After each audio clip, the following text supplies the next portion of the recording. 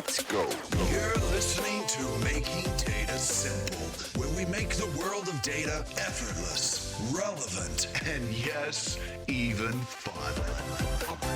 Hey folks, welcome to Making Data Simple. This podcast is coming to you from France. I'm traveling on business right now. No, I'm not having fun, but I don't have my fancy mic, so hopefully it's going to work today. I have just had my espresso, although with the two folks I have on today, I don't know that I'm going to need it, but I have had my espresso because we're 7 hours different from the time zone that I'm normally in, and I was going down for a moment. I'm going to do my best today. I have the best sellers in the business today. Matt Kosinski, VP Data and AI Automation Americas, and Frank Attaie, who's the GM Technology Canada. We were in a bar not long ago, and I'm not making this up. We're in a bar and we were talking about the art of selling. And we said, hey, we got to get this on the podcast. So we don't have any alcohol with us today. At least I don't know. These guys may have something under the desk. I'm not sure, particularly on Matt. He probably does have something, maybe a little something in his coffee. I'm not sure, but we'll still make it extremely enjoyable for you. We may go a little all over the place, but that's why I have a producer so that we can patch it back in. Matt and Frank, thank you for being with me today. We're going to have some fun. Awesome. Excited to be here. Thanks for having us. Really happy to be here. I saw the look of fear in Matt's face when you said this all started in a bar, not just, don't want to throw any arrows. He was guilty, wasn't he? He was thinking, oh no.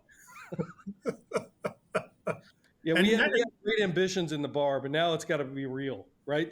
So we got about 30,000 people that listen to us regularly. Now we're at a bar. Just imagine us. We're on the stage. We're having a cocktail, but there's 30,000 people watching us and listening to us now. So be ready. Hey, here's what I'd ask. Matt, introduce yourself if you would. Give us a little bit of your experience and what brings you to the role you have today. And then Frank, I'll turn it over to you. Yeah, sure. This is Matt Kosinski. I think you gave a good brief intro, Al. I have what I call probably the best job in IBM, right? I have our data and AI and automation business in our largest geography. And I get to work every day with not only Frank, but 5 other market GMs here at IBM on bringing our technology to bear and solving our clients' most complex problems. In that role, there's probably about 1,500 field professionals. So this is everything from technical sales to some of our elite teams that help clients with proof of value. So the whole gamut. So that's why I say I've got the best job in IBM, hottest area and the biggest geography, and an awesome team. Terrific. Frank, your turn. So Matt's got the second best job at IBM because we haven't given him citizenship to Canada yet, but I try to convince him every once in a while. So I have the best job at IBM in the best market that we've got globally. Just saying, team, I'm an international man of mystery, but I am Canadian. Wonderful to see that you're in Paris today, Al, but I run the Canadian market for IBM, for all of our go-to-market folks in technology sales. I've been, 20 plus years at, the IBM company. I tell people I started my career in retail bank finance, which I know sounds very, very exciting. And I quickly realized that it just wasn't for me. And that when I was deciding which company to go to, and it's kept me here for 22 years, coming on 22 years now, is the company that I worked for was really closely partnered with IBM and relied on IBM to solve their most significant problems. And we were essential, and we are essential. So I've been in sales jobs, all of them, leading market teams over the last 20 years. And what keeps me here is we're constantly investing and reinventing, and we're essential. And I tell people we're not in the sales job, actually. We're in the problem-solving business. And I partner a lot with this fellow on the phone here, Mr. Kosinski, because as he said, he is in a pretty exciting area of the company. And I got to tell you, what we're doing in data and AI and automation is incredible. And it's when you're solving problems, this job they call sales is really, really easy to do. And to Frank's point, since Frank was bragging a little bit about where he started at the company. So I forgot to mention that. I actually started in IBM microelectronics division. I've been in software for the last several years, but I started in microelectronics. And I always say that's the best $3 billion business IBM ever had. It just costs $4 billion to run, right? So those things don't last forever. But to the point of being essential and solving problems, doing that role coming out of undergrad. I mean, talk about getting technical very fast. That really set me up, on my career, but also my love for technology. Now, Frank, just to be clear, for Canada, you have all software and hardware as well? Yeah, I have all technology, right? So I've got obviously the software business, our systems business, our cybersecurity mandate, our cloud business. I remind people we have 5 cloud data centers in Canada. All of our technical support services, our ecosystem business as well. So all things technology for IBM in Canada. Very good, very good. So here's where I think I'm going to start. We want to talk about sales. That's our topic today, or the art of selling, or great selling. But we can go wherever you guys want to go because I just enjoy watching you guys fight. Look, I have had stints in support. I've run development. I've run expert labs delivery. This is my first stint in sales as a title. In other words, you could always say you're in sales, which I've been selling all my life. But my first stint on an incentive plan, responsible for technical sales, which you guys are both wrong, is the best job in IBM, the one that I hold. So I've been here since January. I'm going to start out. What advice do you give me? Get the hell out? What advice do you give somebody coming into an organization? I'm running it at a global level. We've got about, I don't know, close to 5,000 technical sales when you count everybody top to bottom. You've got local market dynamics. You got different geo dynamics. Look, what's your advice? What do you say, Frank? I'll go to you first. So my best advice to you is find the biggest challenge and the biggest opportunity. Okay, and the same holds true whether you're dealing with an individual client or a market or a geography, because people pay attention when you're focused on the right problem statement. I say find the biggest one because it's got to be material, and then really focus on how your team can solve that problem in a unique and differentiated manner. I mean, that's the definition of value. People talk a lot about, what sales is and, what's difficult and what's not difficult. I find when we put our clients first and we put the problem statement first and we solve it in a unique way, this job is really, really easy. Because you don't have to worry about prioritization, because if it's a big enough of a problem, it's going to get prioritized. And you don't need to worry about getting lost in the shuffle if you do it in a unique and differentiated manner, because there's a lot of people in the marketplace that do what we do. But if we focus on really what makes us different and how we drive that incremental value, whether you're brand new in the company, starting in digital sales with one small brand, or you're like yourself running, global technical sales, or Matt or I, you can't go wrong. Yeah, I think just to simplify it, right? I think I agree with everything Frank said. I like to say, it's all about having an informed point of view, right? And I kind of break that into 2 things, right? In order to have an informed point of view, you need preparation, right? Preparation doesn't have anything to do with the degree or the school you went. It's a want to thing, right? So in the past, when I think about preparation, it's like somebody say to me, I checked out their LinkedIn profile and I know who they're connected to. That's not the preparation I'm talking about. I'm talking about you've looked into their company reports. If it's a CDO, you understand what is in their responsibility. Are they concerned with regulation, certain legislation that came out on how they're using data, the whole trusted AI top, like that level of preparation? That's number 1. And then number 2 is skill. Particularly in my area of the business, we have to be the subject matter expert at any given topic. Data warehousing, ML ops, right? And that takes time. It's part of the preparation, but preparation to build skills allows you to have an informed POV, right? Point of view. And I just think right now with how valuable our time is and our clients, that's so critical to sales at this point. Say more on your secret to preparation, Matt. So let me give you an example. If somebody called you, said, hey, you got 2 hours, I need you to go pick your largest bank in the United States. I need you to come with me. They're interested in some data fabric and some automation, but look, I don't have more information than that. What are the first steps you take? So number 1 is, people think I'm a little bit crazy, but I automatically go to anything on their landing page that has to do with customer care, right? I go through an experience of I have a question about their product or service. You can instantly see holes, and then I apply that to how our conversational AI could dramatically improve ROI, customer sat. If I'm going into a client meeting with a CDO who I've heard uses open source, uses tools from multiple vendors like ourselves, has a team of 50 data scientists, right?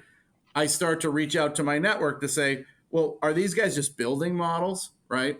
Do they have any governance over the models? Because like right now, that's a hot topic, as you've seen, both of you probably seen that, not just the typical regulation that a certain industry would have, but states are passing laws that say anytime you're using automation to make core business decisions, you need to be able to provide an audit explainability or do a biased audit on those models and why they made the decisions. So I'll dig deeper into that kind of stuff so I can go immediately with an informed point of view that says, hey, you've got a great team of data scientists, but based on XYZ new regulation, here's an area where we can augment what you're doing. I'm not a replacement guy. If somebody's made a decision on a technology, I'm never concerned with that. I'm always thinking about how we can help augment that to make the experience better for their end clients or their internal employees. Yeah, I would say, and being prepared, and Matt hit it, is so important, but you also can't cram and you can't catch up. I'll use a quick story. So I was a young rep dealing with a new client, and the client was Nike in Canada. And the client call went well, but she got me, the CIO, on the way out the door and said, hey, listen, we're doing this charity run. It's a fun run. It's 10 kilometers or whatever that is, 5-6 miles. And we want you to participate. And it's 2 weeks from now. I'm like, well, I want to please the client. So yeah, I should do that. Now, what I realized, because I didn't run actively. I used to be a rugby player, but I certainly wasn't someone running 10K, 20K marathons. And I realized as I was taking the ferry, because it was going to the Toronto Island, and that everyone looked very prepared and very stretched, that I was in deep trouble. Okay. I had a coffee, a double. You're already locked in, I think, at this point, but keep going. I had first of all, I was a different body shape than most of the people getting ready for the run. I had a double coffee. In Canada, that's 2 cream, 2 sugar, and a bagel. And I realized as I was trying to stretch on the boat, I was nowhere near prepared, okay, for what we needed to do. So clients pay us to have an informed opinion on our subject and their business. Now, whether it's Matt or I running into a bank, I'm probably not going to become an expert on that bank in 2 hours. But what is my currency? My currency is I should know a heck of a lot more than data and AI and automation than the people I'm meeting with, or else why are they meeting with me? And I should have an informed opinion in terms of what's going on in the marketplace and in their industry. So out of the gate, there's value, okay? I'll do what I can to get prepared in those 2 hours. But, we talk a lot, and you had mentioned, I've got the best job. I'm in technical. Matt talks about some of the eminence he's built in his experience in microelectronics. We all have to be technical, or we undervalue ourselves with our client because they've come to expect, or they should come to expect, that they're going to learn something meaningful about their industry, about their business, or about technology. And that preparation doesn't happen, on the stretch over to the ferry when you're going to run a 10K. Hey, so you got to tell me what happened. Did you run it? Did you take the chicken exit? What happened? It was ugly. So it was ugly. True story, because I'm stubborn like a mule, as Matt would attest to. So I ran most of it. I wasn't in good enough shape. I ran and I walked. And then I took the ferry back and I was sitting on the bench and I couldn't get up. When we got to the other side of the boat and everyone was unloading, I literally couldn't get out of the bench. So I did eventually, but that run stayed with me for a couple of weeks. Talk about character building. Yeah. Humility. Did it steer you to the customer, or did it essentially say this guy's an idiot? No, they knew I was committed, that's for sure. And I dragged my wife, who was a competitive runner, so she was fine. And my sister-in-law, who was also not a runner, but she was smart enough to just go on a long walk while I tried to run the entire thing. Well, hopefully you didn't have cocktails the night before. I'll stay silent on the subject. All right, Matt, I got another question for you. So do you have a philosophy when it comes to sales? I mean, are you a value seller, or you probably read the Challenger Seller, Teach, Tailor, Take Control? Is that a model you abide by? Do you have your own model? What's your philosophy? Well, I think it's different internal or external to some extent. I think externally, I would say I appreciate a lot of the learnings of something like the Challenger sale. But, I think I've graduated past some of that. There's a big listening element. You can be a challenger, which is tied to having an informed POV. But if you jump the gun on the challenger before listening, it could be catastrophic, right? So there's attributes in multiple sales leadership literature and learning that I pull from. But I always try to have a balance, right? So it's always centered around the informed point of view and listening. But obviously, I'm passionate about the subject that I'm talking to the client about. So there's going to be a challenger element to it. And I think clients appreciate that. I think internally, there's a lot more, and I'd say externally too, but the interpersonal aspect of it, I think, is pretty important, right? Some people may view these things as common sense, but, being authentic and transparent, right, is core to that, right? So if I'm asking something of my team, I kind of pause and say, would I do that myself, right? And I always make sure it is something I do myself. And that builds the kind of culture that you're trying to do, right? To have the people put the time in to prepare, to have the people have an informed point of view, right? So one of the really most basic things is I will always tell my team before a big meeting or a big quarter coming up, here's the things that you can expect from me during this given quarter. Before I even broach the topic of what the business needs from them and us as a collective team, right? That's an aspect of the interpersonal piece internally. I think externally, my strategy is really simple. If a client is using a competitive technology or open source, and I think it's the right fit for what their problem is, I will literally tell them, I think you're probably good with that. But here's how we could take it to the next level. Here's how we could solve the problem that will come next off of the one you just solved. And coincidentally, my team's skills, our technology will play a core part in that. Question. A lot of people say listening. You let the client outline their problem statement, their direction, maybe in their architecture, et cetera. But what does listening really mean to you? What is the balance between listening and providing your informed point of view? Because many people talk about it, like we're talking about it here, but I've been in a seller meeting where we're not listening. And those same people would say, hey, you got to start with listening. So what is that balance? I think it's about not just being respectful, but comprehending. Because, people say, are you listening to me? Can you hear me? It's got to be about comprehension. There was you probably remember, I think it was a CA commercial, like in probably 10, 15 years ago, where there's someone trying to sell something to someone and the customer saying, hey, listen, I'm kind of a small company, and the sales guy's going, hey, great, how about 500 licenses it is? And you're just giving the message, and the client saying, well, I don't really know what's going on. Wonderful, 500 licenses it is. Listen, we can have a point of view, and by the way, we can be right, and I use quotation mark, but I have a saying, you can be right or you can be rich, meaning you walk in, you give an opinion, and the customer hasn't had the opportunity to express where they are in the journey. Sometimes they don't know what they're struggling with. We can absolutely have the right answer, but giving them the opportunity to talk and then comprehending, listening to what they're saying, and then asking questions to qualify, whether our technology is the right fit or not, and our chances of success are going to go up so significantly. But if the client doesn't feel they have a voice, they don't feel that we are listening and comprehending and translating into how we solve a problem, our odds of success are going to go down pretty materially. And you'll end up in the same spot in terms of the solution from where you started, but that journey with the client and giving them the opportunity to go through their own discovery path sometimes is so essential to solving a problem.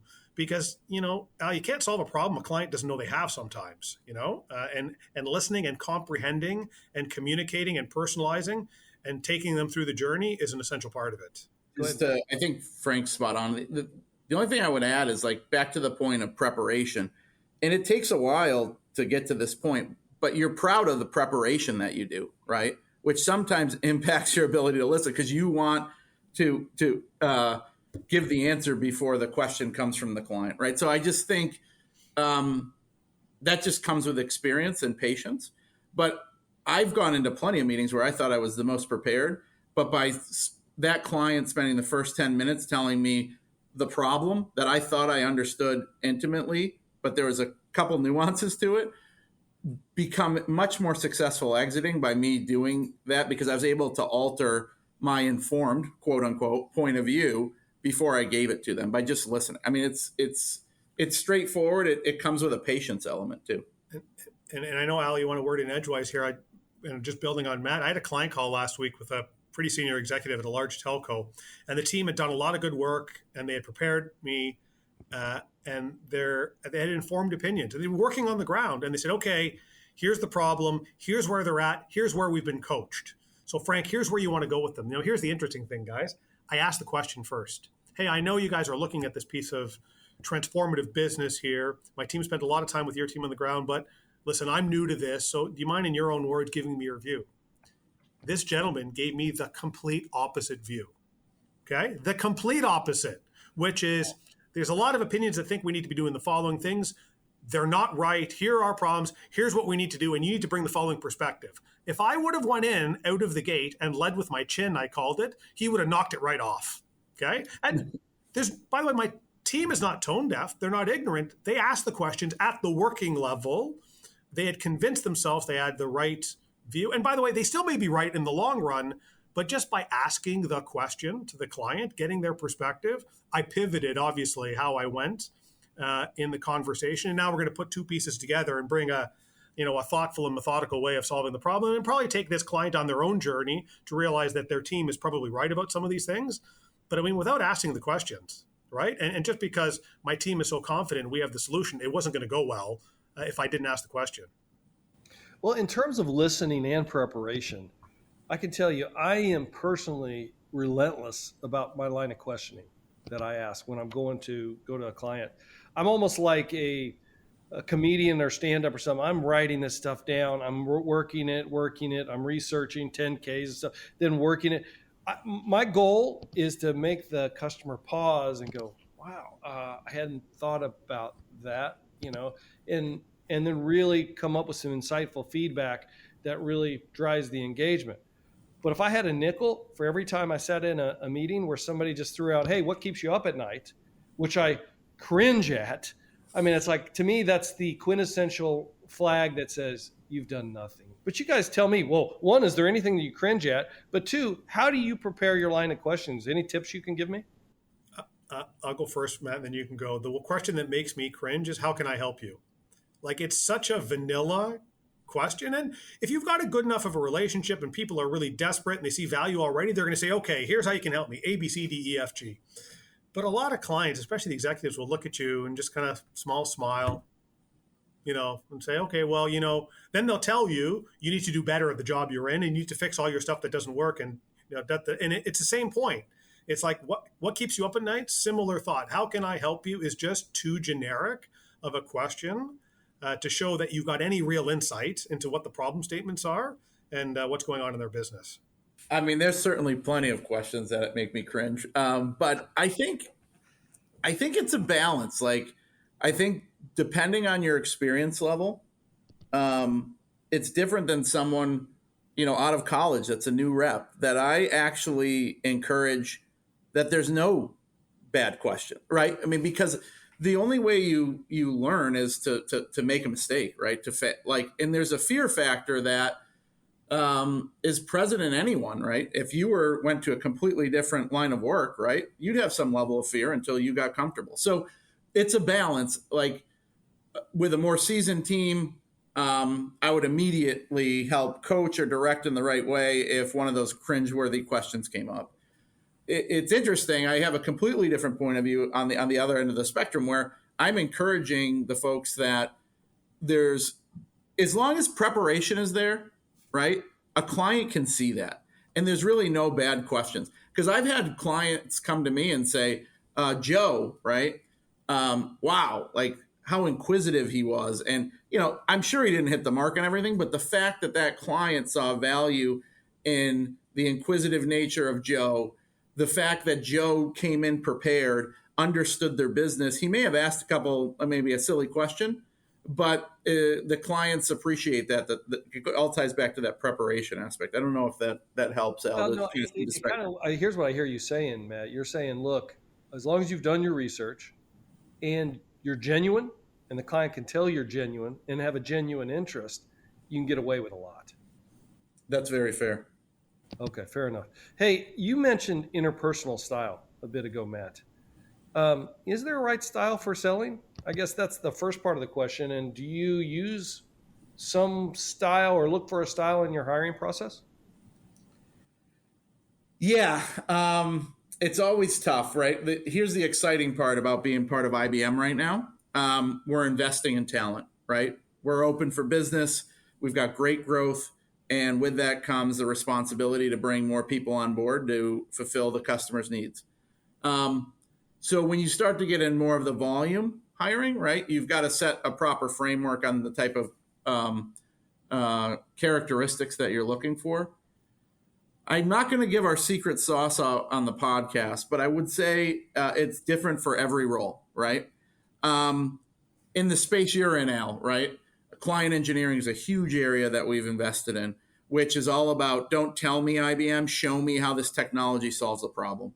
I think the characteristics there around the ability and familiarity with multiple program languages, the love to delight the customer within a very short duration. I mean, those are attributes for that. From a selling perspective, it's difficult. It's whether the role is, if you're going to be hired as the expert on data warehousing in a particular market in IBM, there's very targeted characteristics that you look for.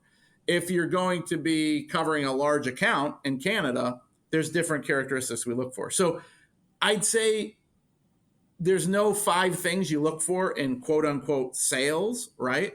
I would say there's probably 10 different lists of 5 I have based on the particular client facing role and the value we want that role to bring to the client. Okay. Yeah, I would say this is the interesting part when you get to the profession of sales, because a lot of people think it's all art. And in reality, we know it's a combination of art and science. Okay. What everyone needs to understand is if you don't understand the science, it doesn't matter how great of an artist you are. Like there's things that you're going to miss, but everyone's a different kind of artist. And my advice to everyone is you got to be authentic and you got to be your genuine self. And we don't all have the same personality. We don't have all the same interpersonal skills. And there's many different ways that people approach a problem, but the science is table stakes. And then the art really is, listen, if you have no interpersonal skills and you don't want to deal with people and you have no EQ, there is no career for you in sales, clearly, right? But getting your own version of the art in a way that's authentic to you and genuine while having the basics in science means you're going to be pretty successful. You should be successful from a sales perspective. The mistake people make is they either think it's all art or, see if I can make him blush. I can never make this guy blush, but I got a ton of respect for Matt Kosinski. I think he's an incredible leader. I think he's great with, I can't believe I'm saying this with a straight face. He's great with clients. He's got his own brand. And I may make the mistake that I want Matt's brand to be my brand. It's never going to work because it's just not who I am. Like he's got a different style. He's genuine. He's authentic. It works really, really well for him. We may need to study the same science on the subject of, data and artificial intelligence, but his delivery is going to be much different than mine is. And his approach may be different, and that's okay. Al, we got to do more podcasts because in the 6 years of working with Frank, he's never complimented me. So wow. And this is being recorded and distributed. Thank you. You got that beard, or we can't tell if you're blushing or not, man. So I don't know. It looks like he might be a little bit. You're doing a good job, Frank. Now you can hit him when he's least expected. See, that's the beauty of it. I like that, the 1-2 punch. Very nice. So I'm going to continue with what I'll call the art of selling for a little bit longer, and then I'll talk about how IBM differentiates itself. I want to ask you some questions there. But Frank, I'm going to ask you this one. I hear a lot about how the sales team is coin operated. As you know, that's used a lot, coin operated. Do you find that to be true? And or what do you think really motivates sales the most? So it's an interesting term. I treat it differently. The most successful salespeople want to win, and they are competitive. And when you win, you get a trophy, or you get a medal, or you get a world record. In sales, because everyone in sales is on some sort of variable compensation, the rewards come along with that. But the best salespeople they're about the win, right? And quite frankly, they're about solving the problem, the right way. So what comes along with that is remuneration, and it should. But just like LeBron James may be one of the highest paid athletes in the world, he plays for the love of the game and for the win. If he just played for a paycheck, he wouldn't be near where he needs to be. So inherently, if you've taken a role with sales in your title, you need to be able to be competitive, and you need to be able to want to win. And in our environment, you need to be part of a team. And when you do all of those things together, damn right, you want the rewards that come along with that. But for the ones that are just about, hey, where does this show up in my paycheck, and they don't have the other element, they're never going to be successful. Did you watch the Michael Jordan Last Dance? I did indeed. Yeah. That's amazing, isn't it? I mean, it was the only thing on during the pandemic, right? Like, well, I mean, literally. It was still. Do you remember that? Yeah. It was still pretty good, man. That guy wanted to win. That guy. I watched The Last Dance, but then, there was all that in the news about, how Scottie Pippen was portrayed in it, and he wrote a book immediately following it, which I actually read as well. So that's a dynamic. Maybe your next podcast be around teams and team building, and that would encourage the team to read that. But Al, if you don't mind, one thing I just wanted to add to what Frank answered on, what motivates salespeople and things of that nature. I don't have all the answers, but I started to do this probably 2 years ago, and it's not only, I think, really rewarding for the team, but it's extremely rewarding for me. So through the course of the week, between client meetings and helping the team internally, you always hear about the stars, right? Like, so-and-so did this at the client yesterday and did an amazing job. So-and-so closed this deal in the face of stiff competition, et cetera. So every week I start making a list when I hear those people's names on the call. And then every week I'll block an hour or two and I'll call those 10 people on my team. And maybe sometimes it's only a 3-minute talk. Sometimes it's 5 minutes, but I just call them to say, hey, I heard about this. I really appreciate everything you're doing. If you need any help on anything, right, feel free to reach out to. It goes back to the interpersonal thing. That person may be extremely coin operated or want to win, right, as Frank said. But that call, right, they don't get any money for it. Like, it means a lot, right? There's the human aspect to this thing. It's a people business in which we happen to sell technology, right? So I just bring up those little things as like a tidbit that, again, you could go to another sales leader and they say, oh, I do that too. But it's little things that I'm not, with the rat race that we're in, sometimes you forget to do, but they have a huge impact on motivation of a team. Hey, podcast listeners, Al here. I'm going to split this at this point in part 1 and part 2, and we'll continue next week. This is two sales guys walking into a bar and divulging everything. So it was a good conversation. See you next week.